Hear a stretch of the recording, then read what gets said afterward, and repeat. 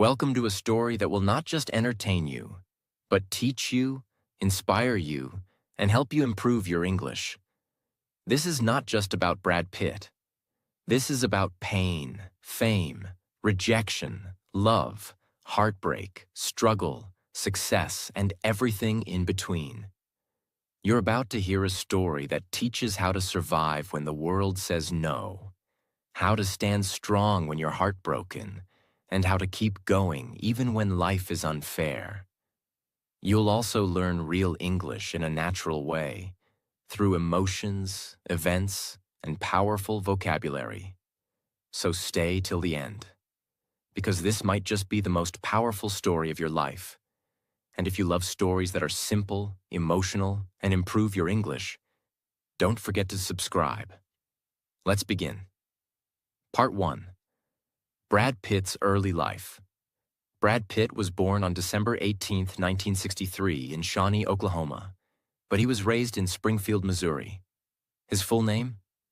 William Bradley Pitt. From the outside, his life looked normal. A small-town boy, a church-going family, good manners, a smile that made people say, "He's a nice kid." But behind that smile, Brad carried storms.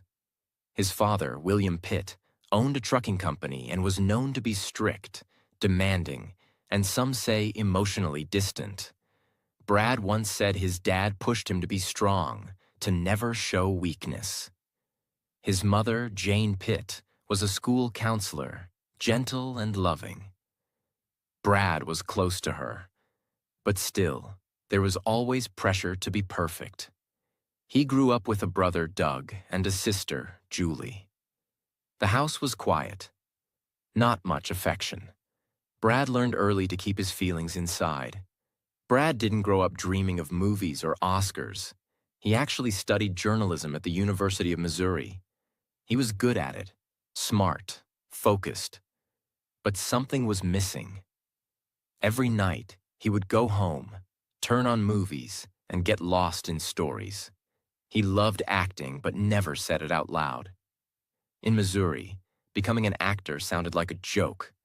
2 weeks before graduation, Brad made a bold decision. He dropped out. No degree, no job, just one goal, Hollywood. He packed his car, took $325, and drove to Los Angeles. He told his parents, "I'm going to study at an art school." But really, he was chasing his secret dream, and no one knew. Hollywood was not kind to Brad Pitt. He lived in a cheap apartment with very little money. To survive, he did odd jobs. He wore a chicken costume and stood outside a fast food place. He delivered fridges. He drove strippers to parties. He handed out flyers on the street. Imagine this: a handsome young man in a chicken suit sweating under the sun just to survive. Every day he went to auditions, and every day he got rejected. "You're not good enough. You're just a pretty face." Those were the words he heard. But Brad kept going. He joined acting classes and learned from a coach who believed in him. Slowly, he started to understand acting, not just smiling, but feeling, breaking, becoming someone else. In these early years, Brad was lonely, far from home, no real friends, no success. He started going to parties. In Hollywood, drugs were everywhere, and Brad, young and unsure, got pulled in. He later said, "I wasted a lot of time. I was trying to escape." But even in that darkness, he kept acting. He believed something would happen. And then, it did. In 1991, Brad got a small role in the movie Thelma and Louise. He was on screen for just 7 minutes. But the world noticed. His smile, his charm, his confidence. Suddenly, everyone asked, "Who is that guy?" From a chicken suit to Hollywood's most wanted. But this was just the beginning. Part 2. From that guy to global star, fame, fire, and the heavy price of beauty. Brad Pitt didn't just arrive, he exploded. After Thelma and Louise, 1991, people in Hollywood said, "He's not just a pretty face, there's something there." But Brad knew, 7 minutes of fame isn't enough. He needed more than charm. He needed roles that mattered. So he chose carefully. He didn't jump into silly romantic comedies. Instead, he picked gritty, bold, and painful films. In 1992, he starred in A River Runs Through It, a film about brothers, life, and regret. His performance was soft, emotional, real. People saw him not just as beautiful, but as someone who could act. But fame came fast. Too fast. Brad once said, "Fame is a monster. It looks beautiful, but it eats you slowly." He couldn't go out. Couldn't be normal. Paparazzi followed him everywhere. He was named Sexiest Man Alive in 1995 by People magazine, and again in 2000. The world wanted his face, his hair, his abs. But no one asked, "Are you okay?" Behind the scenes, Brad was struggling. He said he felt like an empty shell. Too much attention, not enough peace. He started using marijuana to escape. He said, "I was hiding out.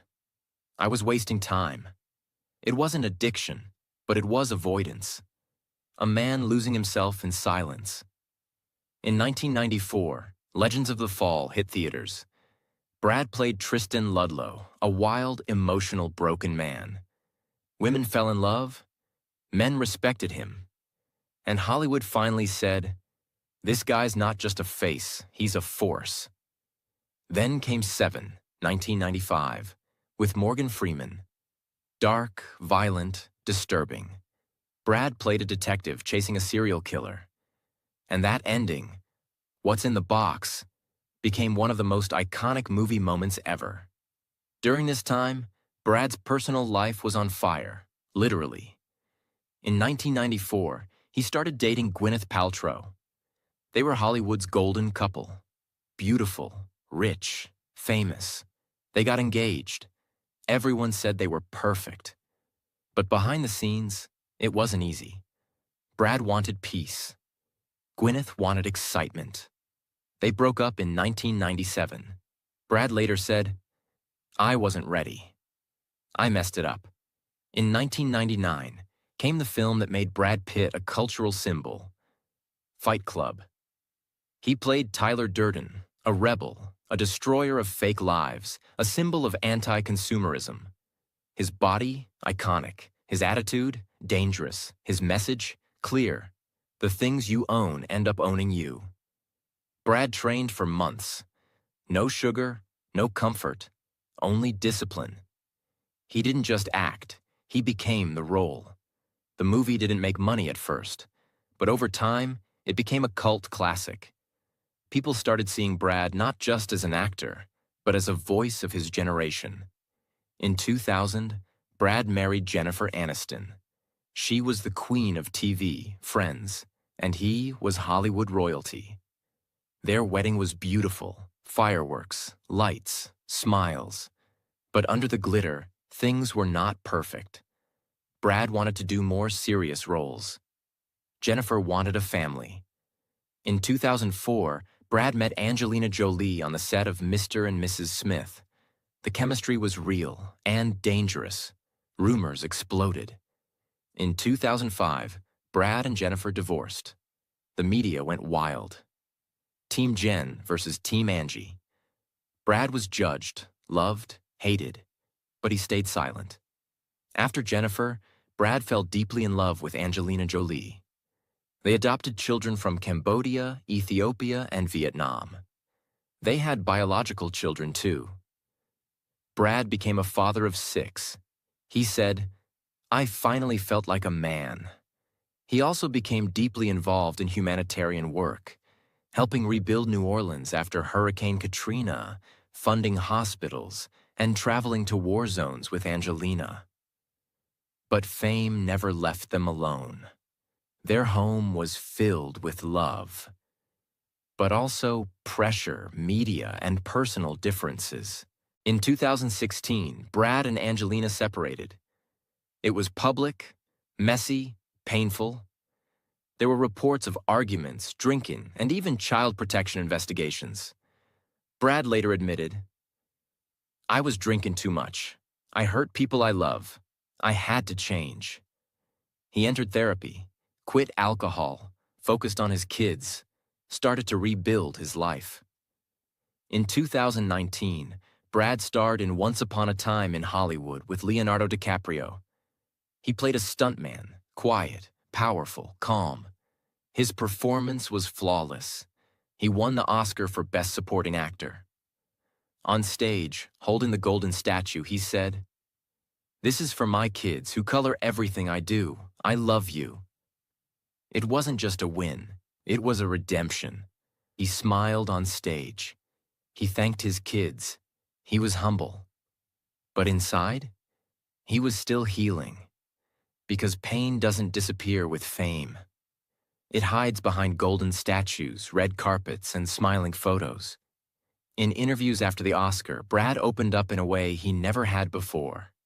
He said, "I had taken things as far as I could take it, so I removed my drinking privileges." Brad had been drinking heavily during his final years with Angelina. Not every day, but enough to make him feel out of control. Enough to break the people he loved. Enough to scare himself. After their separation, Brad started therapy, real therapy. And he didn't hide. He told the world about it. He said it helped him understand something important. His childhood wounds were never healed. He'd spent his whole life pretending to be strong, trying to please his strict father, trying to be the good boy in the family, trying to be what Hollywood wanted. Handsome, charming, perfect. But inside, he had been scared, lonely, always proving himself, never feeling enough. Brad also admitted he had suffered from depression. He said, "I spent years with a low-grade depression, just drifting through life." He smiled in interviews, made millions in movies. But when the lights were off, he felt empty. He realized he had no real emotional connection, not with himself, not even with his feelings. So he started to rebuild. Piece by piece, he cut out alcohol. He started sculpting. Yes, Brad Pitt, the movie star, began sculpting metal in his garage. Brad said he found peace in quiet hobbies. He started pottery, architecture, and sculpture. No cameras, no audience. Just hands, metal, and focus. He said, "I'm making art because I need silence. I need to heal." In a world that asked him to talk, perform, smile, he chose silence. That's how he found himself again. He also started listening to people more. He said, "I think the greatest thing an actor can do is listen, not just to lines, but to people, pain, and life." Brad has 6 children. 1, Maddox, 2nd Pax, Trady Zahara, 4, Shiloh, Piatti Knox, 6, Vivian, 3 adopted, 3 biological. Brad has said that being a father was the most important role of his life, but also the most difficult. He missed birthdays. He wasn't always present. There were fights, court cases, media madness. Brad said he regrets not being emotionally open with his children when they were younger. But he is trying every single day to rebuild those bridges. He said, "My kids know who I am, and I know they're watching. So I want to show them what healing looks like." In his 50s, Brad became more spiritual, not religious in the traditional way, but thoughtful. He reads philosophy, listens to opera, and surrounds himself with artists, thinkers, and humble friends. One of his closest friends is David Fincher, who directed Fight Club 7 and The Curious Case of Benjamin Button. Fincher once said, "Brad is one of the most misunderstood people in Hollywood. He's not flashy, he's deep, he's kind, and he's always growing." Brad also became close to actor Bradley Cooper, who helped him get sober. At the National Board of Review Awards, Brad publicly thanked him, saying, "I got sober because of this guy, and every day has been happier since." Brad's company, Plan B Entertainment, produced some of the greatest films of the 2000s and 2010s. 12 Years a Slave Oscar winner, The Big Short, Moonlight, Minari. But there were also failures, movies that flopped, ideas that didn't work, relationships that collapsed. Brad said, "I used to think success meant winning. Now I think it means being real." One of the biggest battles between Brad and Angelina wasn't just emotional, it was financial. They once bought a beautiful vineyard in France called Chateau Miraval. They got married there in 2014. It was their dream property. But in 2021, Angelina sold her share, without Brad's permission, to a Russian billionaire. Brad filed a lawsuit. He said, "This wasn't just business. This was our home, our legacy." The court battle is ongoing. This vineyard, once a symbol of love, became a battlefield. It shows how even the most beautiful things can become painful memories. Despite all this, Brad Pitt isn't angry.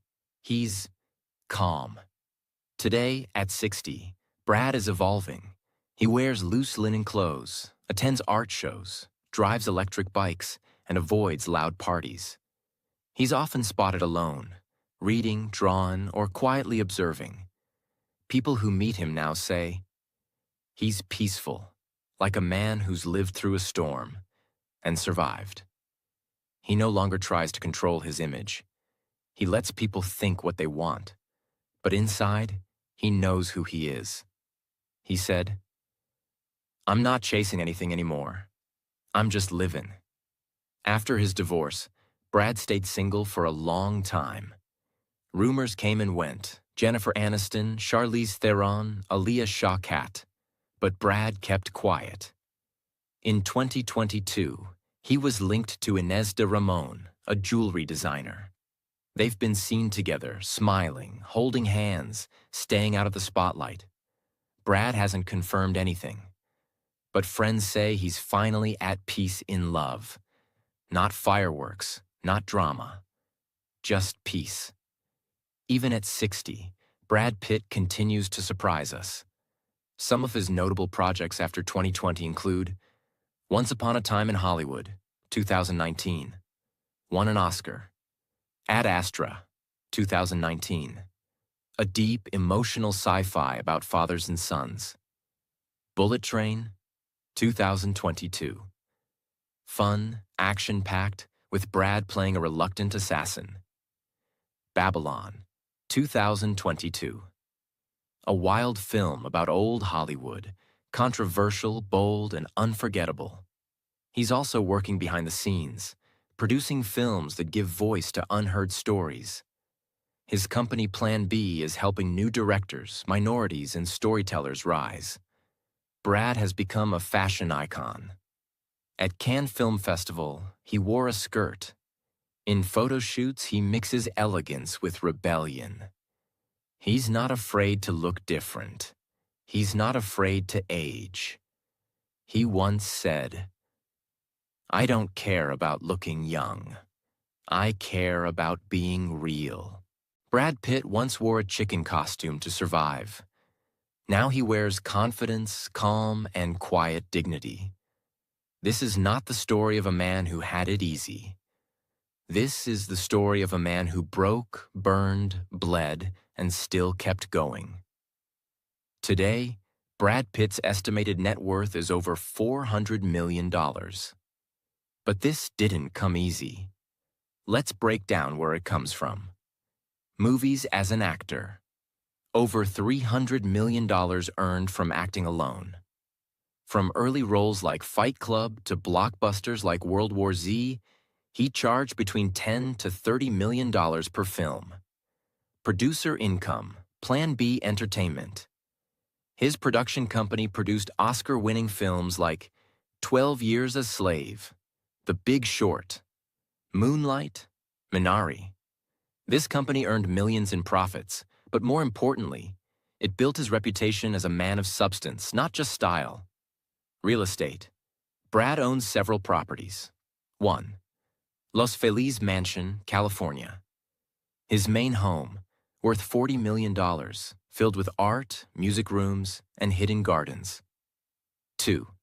Chateau Miraval, France. A luxury estate and vineyard, currently in a legal battle, worth over $160 million. 3. Beach House, Santa Barbara. A peaceful hideaway near the ocean. 4th, mid-century modern mansion, Carmel, California. Worth $40 million, one of the most expensive in the area. Cars and bikes. Brad doesn't collect just for show. He's a real motorhead.